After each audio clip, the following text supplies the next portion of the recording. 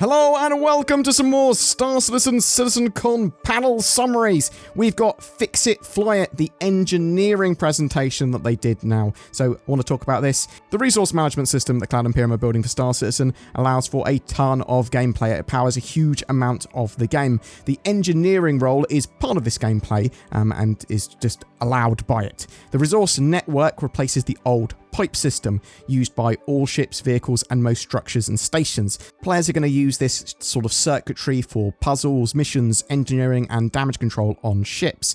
Engineering gameplay will include tuning components, preparing and changing out items before a mission, tweaking items, maintaining and damage control, sort of repairing and reducing wear and tear and maintaining items. You can patch up a hole in a ship, for example, at the moment, and strip components, move them around. That's already in game. But non-destroyed items can also in the future be removed, repaired potentially by hand, and then slotted back in.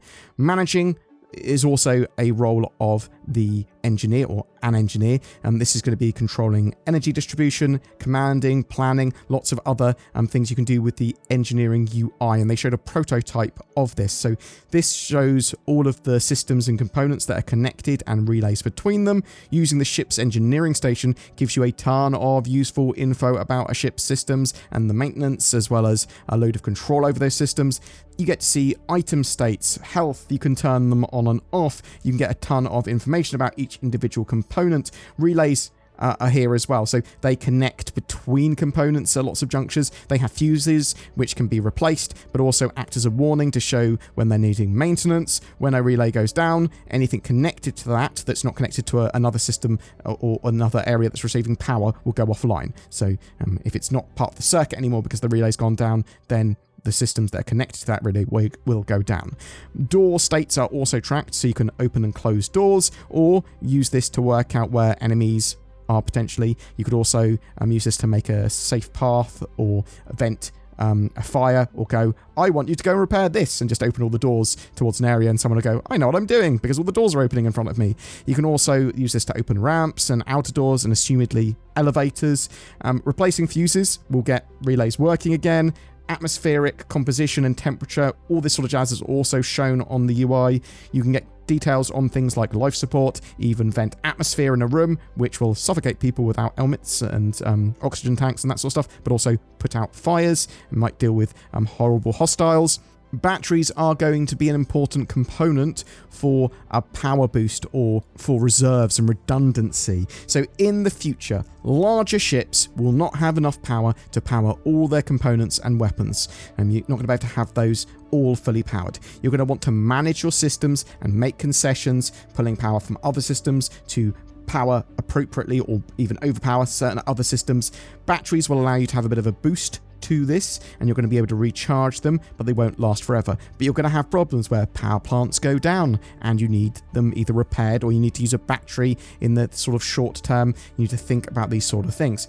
Malfunctions are going to be more interesting in the future as well. So this is going to include things like fire, misfires, spreading misfires, and signature bursts. So signature bursts make you show up on sensors more easily. You're also going to want to put out fires when they happen, because they're going to damage the ship, they're going to spread, they're going to consume oxygen, they're going to raise the temperature, they're going to kill crew. Repairing and replacing components is going to help them sort of stop misfiring or prevent them from misfiring at least as often. So yeah, and if they do misfire, you might have to turn them off and on or follow a procedure to get them functioning again. A big fire could be pretty dangerous as well. You might need multiple extinguishers and people to prevent a fire spreading further or getting out of control. It is going to be dependent on what is fueling the fire as well. You might just want to vent the area. It is going to be dependent on what is happening. They showed a combat engineering demo with a Gladius attacking an A2, and sort of it damages the quantum drive. So they need to then think about repairing that to be able to get away, because their goal here is just to get away. They're undercrewed. They don't have enough crew to use the turrets or whatever. Obviously, it's just a demo. So they're running away and they're having the ship damaged a little bit. The habitation room caught fire before they could sort of get the quantum drive fully repaired. They repaired the quantum drive, but then the power plant's taking some damage, so they need to repair that.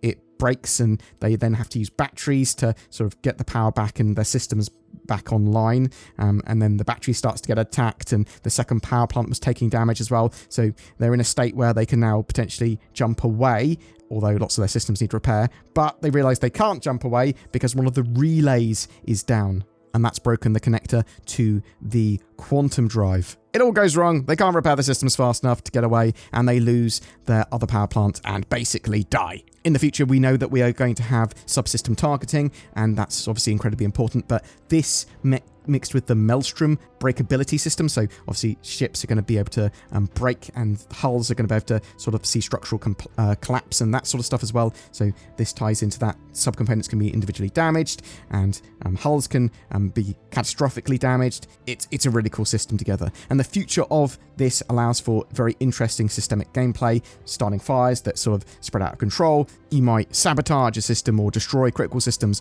on structures or bases before attacking them, and again, this all ties into Maelstrom and destruction of buildings and terrain and all this sort of jazz. The most exciting thing that Cloud Imperium said here, though, is that this is going to be all part of an experimental mode soon. I'm hoping that means by the end of the year for 3.22. It could even mean earlier, potentially, but this is going to include sort of putting out fires, the spread of fires. It's going to have the circuitry of ships, the engineering UI. It's going to have all of that gameplay. The repairing and maintaining of components, incredibly important to multi-crew gameplay, to engineering gameplay, and I'm loving the fact that the resource management system is actually ploughing ahead. Boom! That's it for your Fix-It Fly engineering panel summary. I'll link the full presentation down below as well. I'm not sure whether to call them panels or presentations. They are presentations rather than panels, I suppose. If you've got any more questions about the resource management system, you can chuck them down in the comments, and I'd love to know what you thought about this panel, and were you impressed with it, and are you looking forward to engineering gameplay coming into Star Citizen in the not too distant future, at least in some form of test. Whatever your thoughts, I'd love to hear from you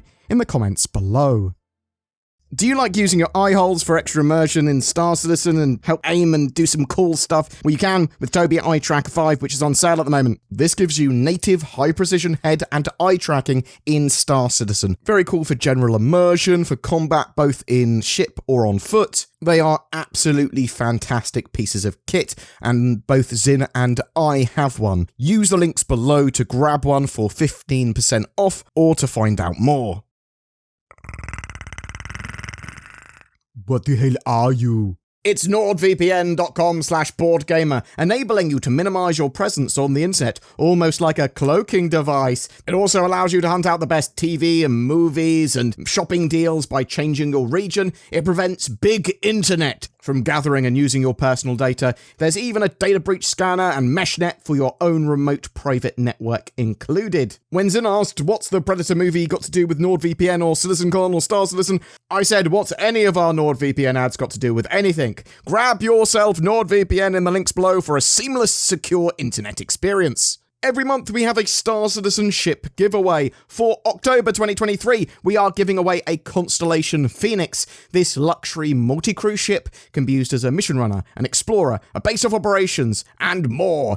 It comes with a luxury P-72 Archimedes snub, as well as the Lynx rover, allowing you to have on and off planet excursions. Just comment on any of my videos made during the month to be in for a chance of winning that. This is the bit of the video where I appeal to you to try and join the channel memberships and give us money. We have a load of you that are Patreons or have become YouTube channel members with the join button under my videos, and that goes a huge way in helping the channel and enabling us to make daily Star Citizen news entertainment. But there are a load of other ways to help us, liking, commenting, sharing these videos. That helps the channel grow. Thank you for watching to the end. Please get involved in the comments section, and I hope you have a great October.